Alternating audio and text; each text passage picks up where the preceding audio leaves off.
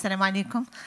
Chers consoeurs, chers confrères, nous avons aujourd'hui le plaisir, moi, Madame le professeur Mdagharri Alaoui et le docteur Dahlan, de modérer une table ronde particulièrement intéressante et importante, comme vous le savez. Le dépistage néonatal dans sa globalité, en particulier celui de la surdité, devrait être proposé à chaque nouveau-né à la naissance dans l'objectif d'assurer un diagnostic et une prise en charge la plus précoce possible pour assurer un développement neurocognitif, langagier et un futur académique et professionnel de qualité à nos enfants. Donc, sans tarder, je donne la parole au professeur Malainan de Marrakech qui va nous donc présenter l'expérience du dépistage de la surdité. Merci. Nous aurons 30 minutes pour clôturer cet atelier. Bon, on va essayer de être... Merci, professeur Amel. D'abord, je tiens à remercier l'association des pédiatres de Fès de m'avoir invité à participer avec vous et de partager avec vous donc, cette expérience. Donc, c'est un atelier qui est pratique, donc on ne va pas tarder sur la présentation parce que ce qui est intéressant, que chaque pédiatre doit utiliser, doit faire le dépistage dans son cabinet, qu'il soit donc dans un secteur libéral ou dans une ville où il exerce dans un hôpital public. Donc, sans tarder, donc, on va voir quelles sont les définitions de la surdité permanente. Est-ce que vous savez qu'il y a un programme national de dépistage de la surdité parmi l'assistance? Est-ce que c'est un programme qui est pratiqué? D'accord. On va voir malheureusement donc, la présentation qui a été dédiée. Donc il y avait un bug dans mon ordinateur, mais de toute façon j'ai un plan B. On va essayer quand même de partager avec vous. Voilà la définition de la surdité. Donc ce sont définis par une version de seuil de perception du sang. Et ça varie entre 40 décibels jusqu'à 90 décibels. Ça veut dire qu'on doit plus, donc il n'entend plus. Chez le nouveau-né, donc, c'est un dépistage qui doit être systématique, donc à J2 de vie, à G3 de vie. Donc, il y a des conditions qui doivent être mises pour dépister la surdité néonatale. Il y a plusieurs étiologies chez le nouveau-né. Donc, il y a deux types de surdité, de perception et de transmission. On ne va pas tarder sur là. Quels sont les facteurs de risque? Dans quelle situation systématiquement il faut faire le dépistage? C'est vrai, donc il y a les nouveau-nés qui sont hospitalisés dans les études de soins intensifs plus de 48 heures. Il y a les hypotrophes, moins 1,5 kg. Il y a les nouveau-nés qui ont été traités pour une infection méningée. Des nouveau-nés chez qui on a utilisé donc les aminosides en cas de ventilation mécanique, en cas d'un ictère néonatal, en cas d'un syndrome dysmorphique. Donc, vous voyez que c'est la pratique quotidienne. Plus l'incidence de la surdité chez nous au Maroc, il n'y a pas d'étude qui a été réalisée. C'est pour cela, donc, ça ici, malheureusement, la présentation qui a été prévue, donc ça a bugué, mais c'est 1 sur 1000 naissances. Ça veut dire au Maroc que nous devons dépister chaque année 687 surdité néonatale. Dans chaque région, donc c'est juste divisé par région, donc chaque région, nous devons dépister au minimum 80 nouveau-nés sourds. Chose que nous ne réalisons pas malheureusement parce qu'il y a un problème de communication. Voilà les facteurs de risque qui sont tardés parce que ce qui est important, c'est la pratique. Les facteurs de risque, vous le connaissez tous, donc devant les embryophytopathies, devant la prématurité, devant les péribiliarémies, donc nous devons faire systématiquement le dépistage, ça c'est systématique. Plus le dépistage chez tous les nouveau-nés qu'on nous devons les voir à la consultation pour la première vaccination en cas d'exercice dans le secteur libéral, ou bien le suivi dans un service de réanimation néonatale, ou bien dans une maternité. Il y a plusieurs donc, syndromes, donc 400 syndromes responsables de la surdité congénitale. Nous ne pouvons pas tous les retenir, mais il faut s'orienter et il faut dépister. Malheureusement, dans notre contexte, vous le savez, c'est au moment où il y a un retard de langage que nous dépistons la surdité. Et ça, ce n'est pas logique en 2025. Nous ne devons plus accepter ça. Nous devons faire le dépistage à la salle de naissance. Voilà donc l'algorithme de dépistage chez tous les nouveau-nés. Donc, vous voyez, si vous avez des facteurs de risque, il faut le faire. Donc, on fait avec l'auto-émission acoustique. Et en cas d'échec, donc nous devons faire avec le PEA automatisé, on va voir la différence entre les deux. Et puis si ça passe, oui, sinon nous devons refaire dans un mois. Si ça passe, c'est bon. Si ça ne passe pas, on va faire le PEA automatisé que nous pouvons le réaliser chez tous les nouveau-nés. Les tests de dépistage, il y a deux types de tests. Il y a l'auto-émission automatisée et il y a le PEA automatisé. Et ça, nous pouvons le faire. Donc, on va faire un atelier tout de suite sur le dépistage de l'auto-émission acoustique automatisée avec un appareillage sur place. Pour le PEA, oui, ça nécessite juste l'appareillage qui est disponible et qui est pratique et facile. Donc, nous pouvons le réaliser dans 5 à 10 minutes. Ce n'est pas beaucoup de temps. Il y a aussi le biométrique comportemental du nouveau-né. Ça, ce sont des choses que nous devons réaliser, voir la réaction du nouveau-né, surtout donc après, donc à l'âge de 1 mois. Donc, nous devons voir les réactions parce que ça nous oriente quand même vers le dépistage de cette surdité. Il y a plusieurs équipements, donc sans rentrer dans les détails, mais nous allons donc vous présenter un équipement. Donc, on a réalisé beaucoup de travaux avec ça. On fait maintenant, donc, ce sont des résidents qui font ça au service. Cet appareil, donc, vous allez le voir, donc, il peut vous donner soit l'auto-émission acoustique automatisée, soit le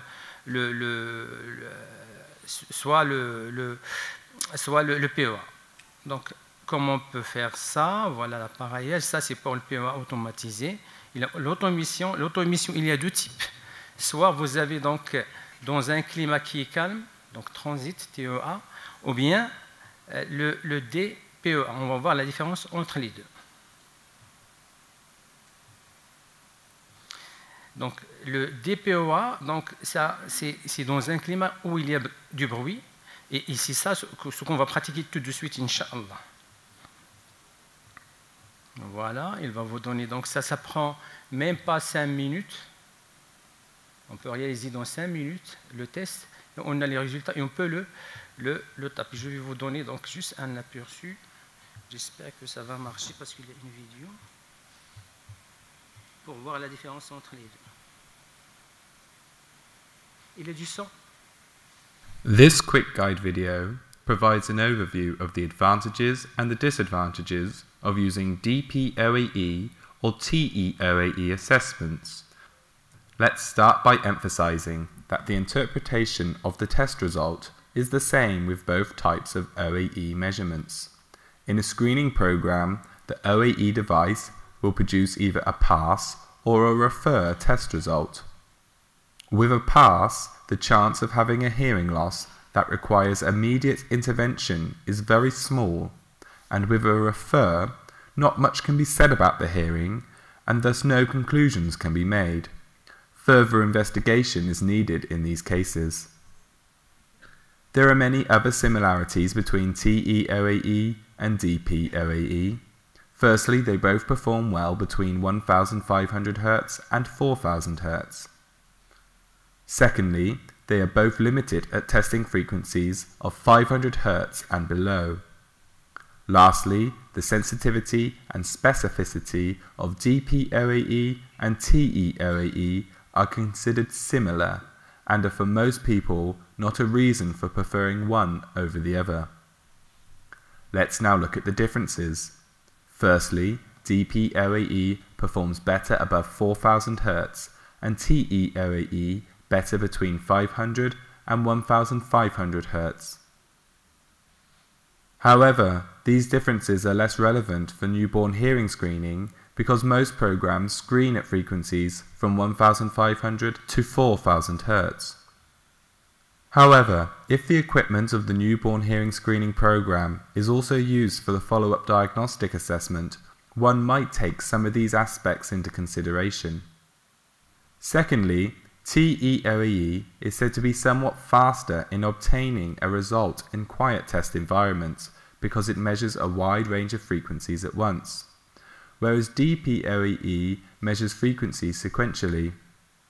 Modern DPOAE equipment, however, is fast compared to older generations, rendering any speed differences between the techniques less relevant nowadays. In noisy environments, DPOAE will perform better and will still obtain otoacoustic emissions, while TEOAE in some occasions cannot. Still, a quiet environment gives by far the best performance for both screening methods.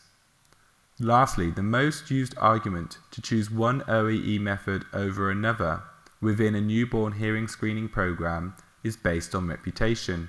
New implementations are typically based on existing programs and on the experiences shared by those running such programs. Often, it is also other practicalities, not relating to the choice of OAE method, that cause the decision to result for one over the other methods. This concludes this quick guide video on the arguments to choose either DPOAE or T. Donc ça c'est pour choisir les deux techniques dans un climat où il y a de bruit. Parfois dans certaines cabines, donc on utilise les deux DPEA. Sinon, si c'est calme, c'est TEA, et c'est pratique, c'est dans 5 minutes. L'objectif de cet atelier, c'est que chacun de nous, il doit sortir aujourd'hui avec cette pratique. C'est pour ça, donc j'invite professeur Walid, maître conférence à GLT. Donc il va m'aider, donc on va faire 2 groupes, parce qu'on a 2 appareils, et chacun, donc on va essayer de tester, donc l'essentiel, que vous pouvez le pratiquer aujourd'hui, et demain, vous pouvez le pratiquer dans vos cabinets. D'accord Walid, donc on va se répartir sur 2 groupes.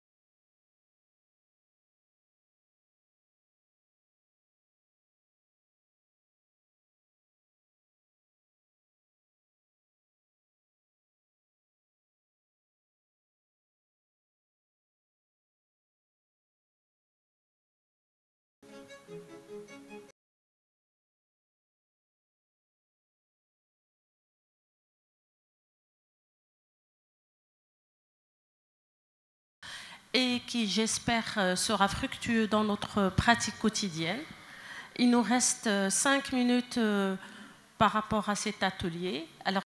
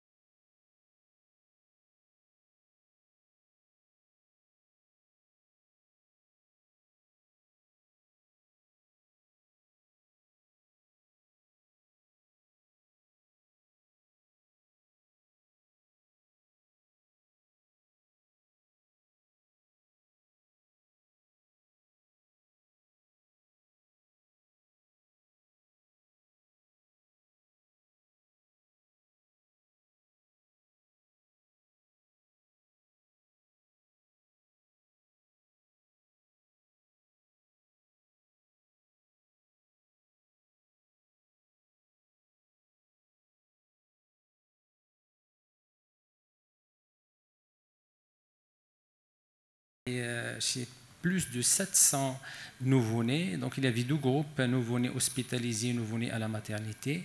Et puis donc on a trouvé 2 surdité qui sont confirmées.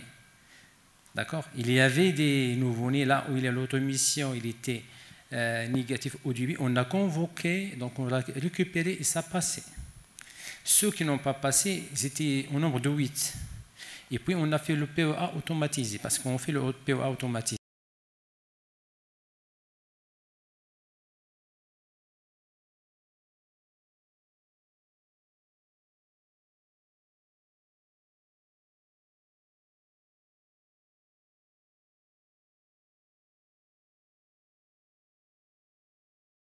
La maternité.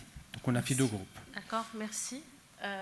Je voudrais, s'il vous plaît, intervenir pour insister sur ce fait dont vous avez parlé. C'est le dépistage est fait en maternité. Généralement, nous avons besoin de 2 tests avant même la sortie de maternité. Et encore, il ne faut jamais alarmer parce qu'il y a des faux positifs aussi. Et donc, il faut passer par un bilan audiologique complet chez l'ORL. Après, il est important aussi qu'on structure aussi la prise en charge.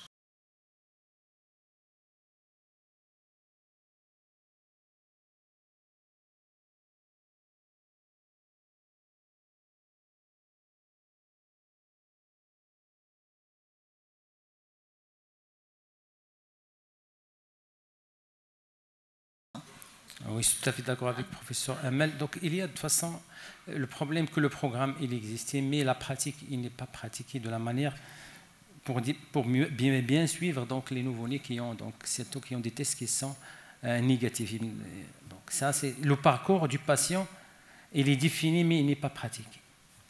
D'accord. Alors, moi, j'insisterai sur un point important. Est-ce qu'on a retenu de cet atelier? Bien sûr, examiner les tympans. Il faut être sûr qu'il n'y a pas de liquide, qu'il n'y a pas de bouchon. Et là, c'est important, donc, avant de faire ce test. Et puis, bien sûr, comme ça a été dit par tous les collègues, il y a la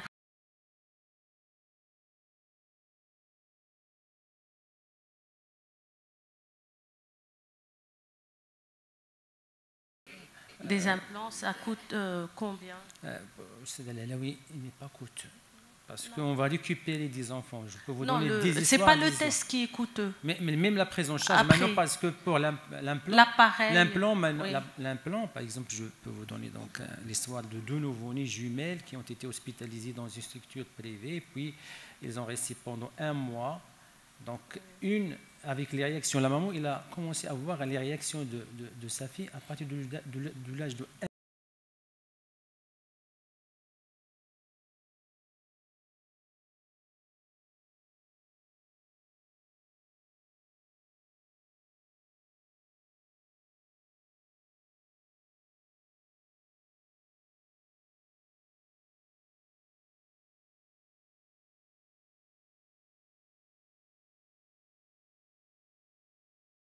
l'âge de 2 ans.